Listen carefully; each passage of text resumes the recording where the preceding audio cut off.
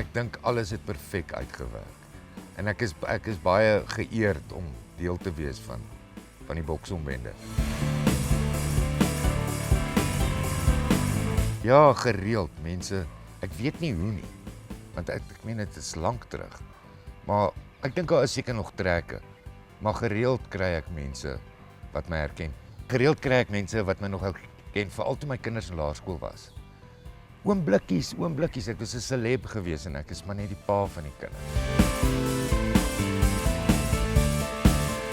Dit is nog baie gewild. As ek net kyk na DVD-verkope. Ons 4 boksonbendelede kry elke jaar, dit is nou nie R1000 nie, maar dit wys daar's nog steeds aan die gang. Mense koop dit nog steeds. Ouers kom by die skool by my en bedank my vir die goeie rolmodel wat ons is vir hulle kinders. So dit is nog sterk in die Afrikaanse gedagte.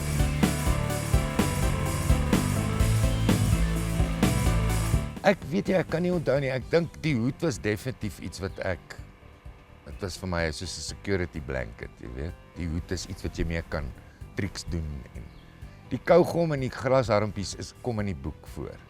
Die boeke het hulle nog natuurlik nie genoeg geld gehad vir kougom nie, so dit was net grashalmpies. Ons is nou bietjie meer modern. Ek dink daar was selfs 'n budget gewees vir my vir kougom. Hulle het vir my elke week 'n pak gegee, of ek kan nie presies onthou nie, maar hulle het dit voorsien. Bubble Yum was vir al my gunsteling. Jy kan sulke groot bubbles blaas. Dit is vaag in die boek. Daar was nooit, my ouers het nooit verskyn, sover ek kan onthou nie. Ek weet, die naam Blikkies kom glo van dat die kind se van Blignout was. En dit is omtrent dit wat ek weet van Blikkies. Hulle noem nooit sy ouers of enigiets.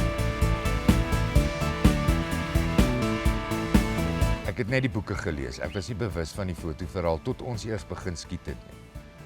Maar ek het al die boeke gelees in die skoolbiblioteek. Nee, ek is 'n baie soet, voorbeeldige, goeie mens. Nee.